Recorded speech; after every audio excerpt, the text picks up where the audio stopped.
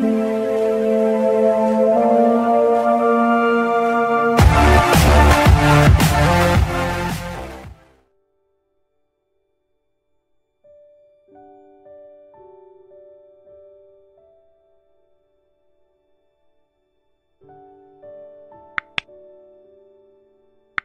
datang di channel ini dan selamat hari Minggu. Sahabat-sahabatku yang terkasih, tanggal 14 Februari dikenal sebagai Hari Kasih Sayang. Biasanya banyak orang akan bertukar bunga, coklat, dan sejumlah hadiah yang lain sebagai ungkapan kasih sayang. Ada juga yang tidak merayakannya karena bagi mereka Hari Kasih Sayang justru harus dirayakan setiap hari. Ataupun ada yang tidak merayakannya karena mungkin tidak memiliki pasangan. Misalnya kami para anggota BPJS, Barisan Para Jomblo Sejati. Di sisi lain, sebagai pengikut Kristus, kita perlu sadar bahwa agama Kristen adalah agama cinta kasih. Mengapa? Karena hukum utama dan terutama yang ditekankan oleh Yesus ialah hukum kasih. Bahkan Injil hari ini menceritakan tentang sikap Yesus yang menunjukkan kasih sayangnya kepada orang yang sakit kusta. Perhatikan baik-baik kata-kata Injil sebelum Yesus melakukan mujizat, yaitu tergeraklah hati Yesus oleh belas kasihan.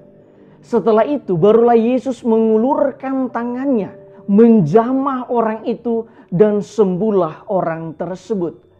Sampai di sini perlu kita ketahui bahwa Yesus sedang menyempurnakan hukum perjanjian lama yang diceritakan di dalam bacaan pertama.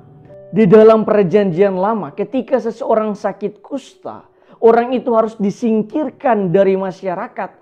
Tempat tinggal mereka harus berjauhan dari pemukiman masyarakat. Mereka hidup sendirian. Mereka mendapat image buruk dari masyarakat. Mereka bahkan dikatakan sebagai orang najis.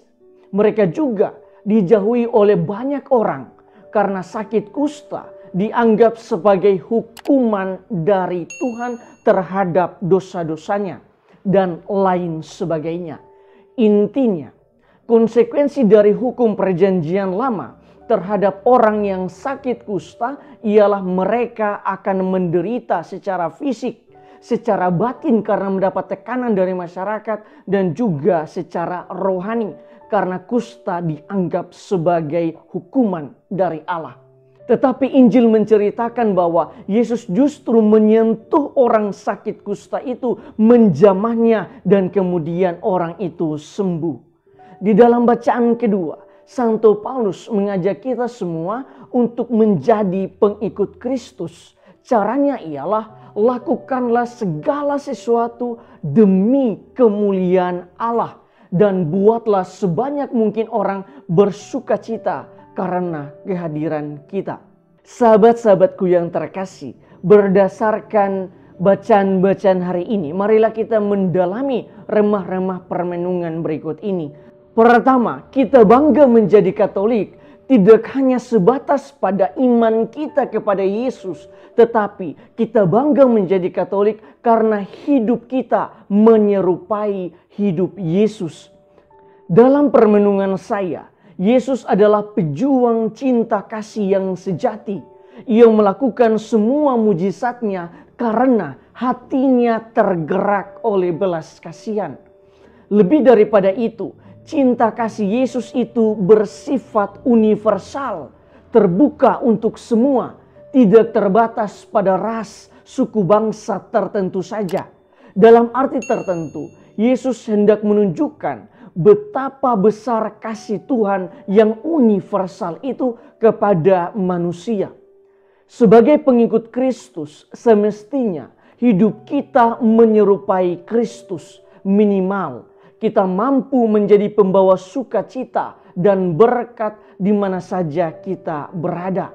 Juga kita mampu berbuat baik tidak hanya kepada orang-orang terdekat kita saja, tetapi juga kepada orang lain yang mungkin tidak kita kenal. Kedua, Iman kepada Yesus Kristus mengandung belas kasihan, kepedulian, kasih sayang, dan cinta. Itu artinya jika kita mencintai sesama kita, semestinya cinta itu tidak terlepas dari iman kita. Ataupun jika kita hendak berbuat baik kepada sesama kita sebagai bukti cinta kita kepada mereka, entah kepada suami, istri, anak, orang tua, teman, ataupun kepada sahabat kita, semestinya kita lakukan itu dengan penuh iman, yang mana setiap kebaikan itu kita lakukan demi kemuliaan Allah. Dengan kata lain, kita berbuat baik kepada orang lain karena kita mampu melihat wajah Allah di dalam diri mereka. Jika kita mampu sampai ke tahap ini, maka kita akan melakukannya dengan penuh ketulusan. Ketiga, Yesus tidak menjauhi orang kusta, tetapi justru mendekatinya, menjamahnya, dan ia sembuh.